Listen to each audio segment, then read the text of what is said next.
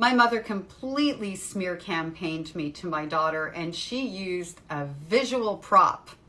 Yes, she did. So when I was 13, for those of you who are new here, I ended up running away from home. My mother is a sociopath and a narcissist. I ended up living on the streets, and by 17, where's the little picture? I had this cute little baby right there. And by the time she was 6 years old, I went no contact with my mother because my mother was playing all sorts of head games and creating division and doing the things that somebody who is narcissistic does.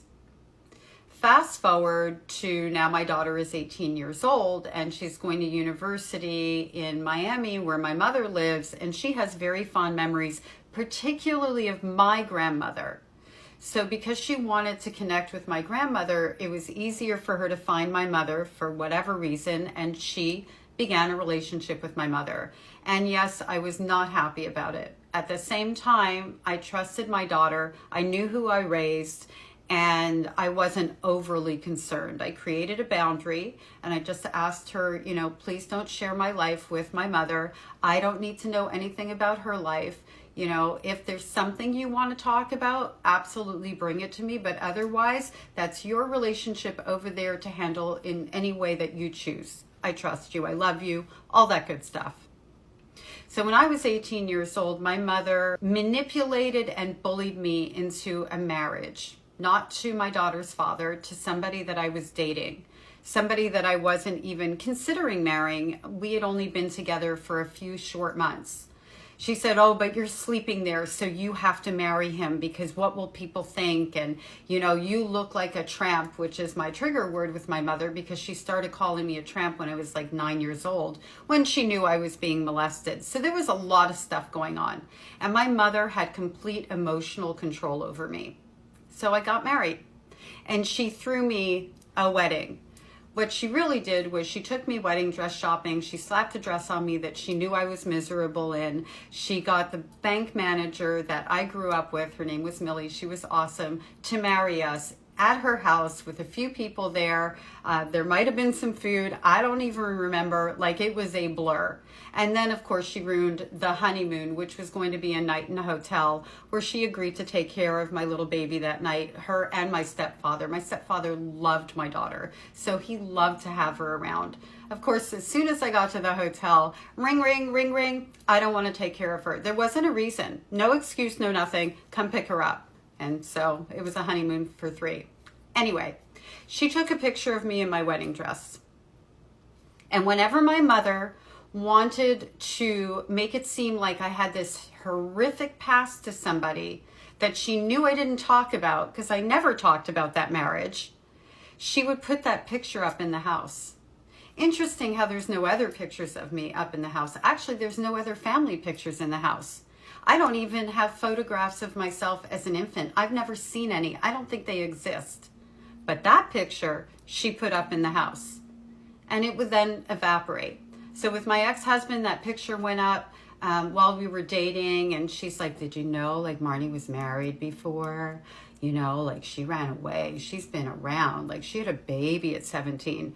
I mean, he's there. He knows I had a baby at 17 because the baby's there. In fact, by the time we met, I was 20 years old. I had 2 babies. But she would go for broke on that, because what she would try to do is scare somebody away who she knew would have supported me in some way. With my daughter, because she wanted to make sure that she damaged our relationship, she had that picture up. Did you know your mother was married? This was her first marriage. Did you know about that? Did she tell you? Because she is a liar and she hides things and she's sneaky. And, I threw her this lavish wedding and she was so ungrateful, and she really went to town. And I know this because my daughter, not that long ago, told me about it, and I kind of forgot to make a video about it, and your comment reminded me.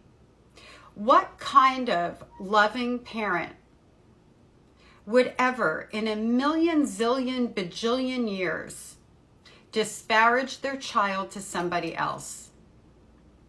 The answer is no kind of loving parent would do that.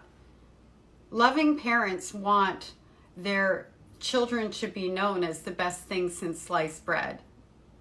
We're proud of them. And to us, well, to me, my kids are the best thing since sliced bread, right? So I look at these moments, I remember these experiences, and I just think, how sad is it that society is going to blame me for walking away from a mother who would do that to her child? And then furthermore, from a mother who would try to do that to their grandchild, try to create division in relationships and plant seeds of doubt, and actually really methodically eviscerate their own child to their grandchild to win favor with that child so that they don't speak to their parent. Like, what the actual? We need to support people's adults' decisions. Even if we don't know where the background lies, stop judging and start supporting. And I know I'm going off on a tangent here, but I'm just really frustrated with all of these. I have grandparent right video. I have grandparents rights videos. And I'm sure there's situations where the grandparents should have rights, but nobody has a right to a relationship with anybody else. Relationships are earned. Relationships are a privilege. And if you're not treating your adult children who have your grandchildren with the kind of love and respect that you want your grandchild to experience in life, then you shouldn't be